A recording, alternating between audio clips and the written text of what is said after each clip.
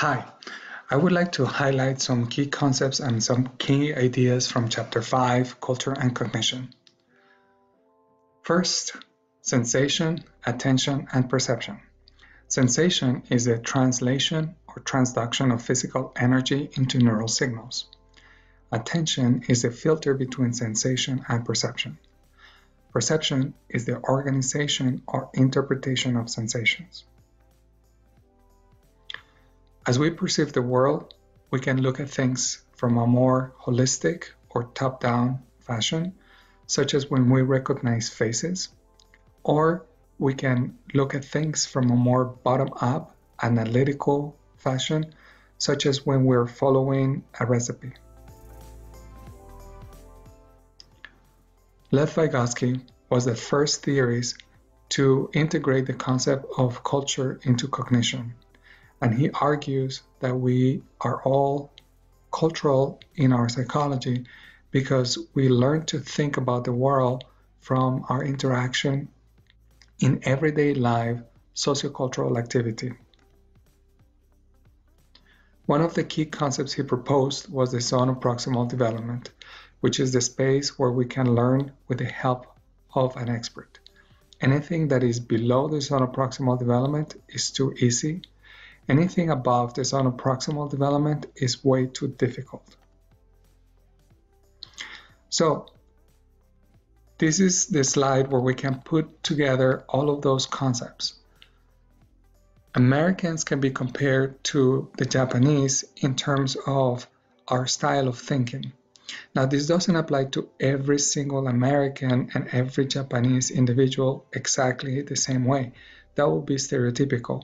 However, we do notice that culture influences how we look at the world, with the Western world enculturating individuals to think more analytically, and the Eastern world enculturating individuals to think more holistically. We also find that the left hemisphere of our brain tends to be more analytical, and that the right hemisphere is more holistic. So what we're saying here is that our cultures may influence the style of cognition that we use. Other influences in our cognition by culture is our style of explaining the world. In this particular slide, we're looking at a mistake. And if I'm the driver, I'm more likely to make up excuses for why I made this mistake. If I do that, I'm using a situational attribution, that perhaps I was stressed out or other people made me make this mistake. If I use a dispositional attribution, then I may be attributing the mistake to internal reasons. And we're more likely to do that when it comes to other people. So if another person makes this mistake, I'm more likely to question their intelligence.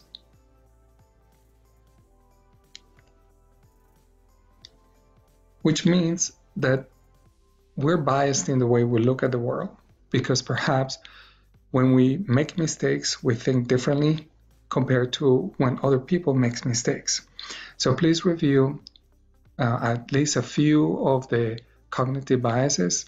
I'd like to highlight the availability heuristic, the confirmation bias, and the bandwagon effect as tendencies for us to look at the world in ways that may not necessarily be the most rational. So the world is kind of like a simulator of reality, and the simulations that we carry are our mental representations of the world. They're memories, and we process information from sensation to perception to long-term memory. So here we're looking at information that comes from the external world and is being processed through our senses by sensation. We don't recognize all of that into perception because we have attention filters. However, what we do notice makes it to short-term memory, and if that information is meaningful, is more likely to be encoded into long-term memory. Because different people from different cultures think differently, organizations have realized that it's important to bring in different ways of thinking into an organization. And this diversity brings more opportunities for innovation, imagination, creativity, and collaboration. The memories that we build in the world influence the way we think about ourselves and the way we think about other people. And some of those mental representations become constructs that are a key component of our identities.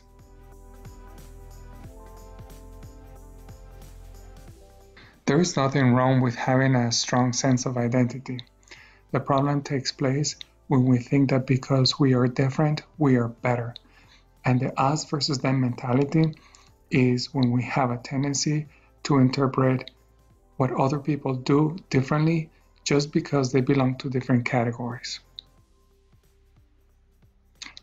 So, cultural awareness is understanding how the way we see the world, the way we pay attention to the world, the way we perceive the world, the way we think about the world is influenced by cultural patterns.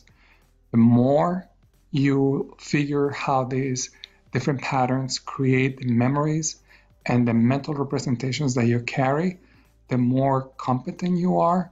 And if this becomes second nature to you, you become unconscious competent.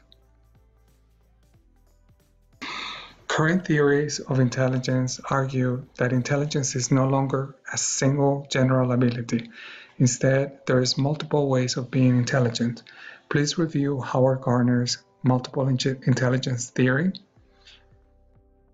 I'd like to highlight the fluid versus crystallized intelligence theory. Fluid intelligence refers to our ability to adapt to new demands, to new situations, especially when we don't have previous experience or instruction. Now, fluid intelligence is something that does decline in young adulthood, and it does decline significantly.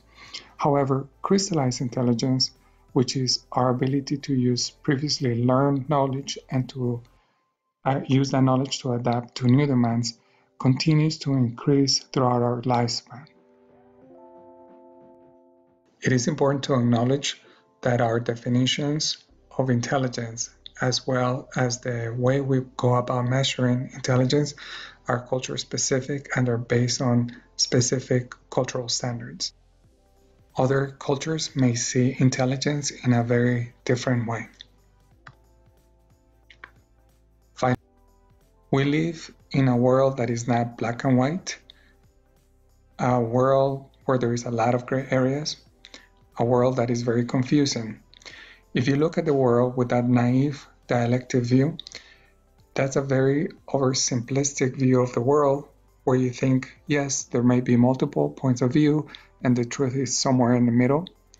A more complex and advanced way of thinking about the world involves dialectic thinking, where you actually look at the way of the evidence and you integrate information, understanding that there is sometimes opposing viewpoints, that there may be contradictions, and that those contradictions sometimes may coexist or even fuse or result in a middle ground solution.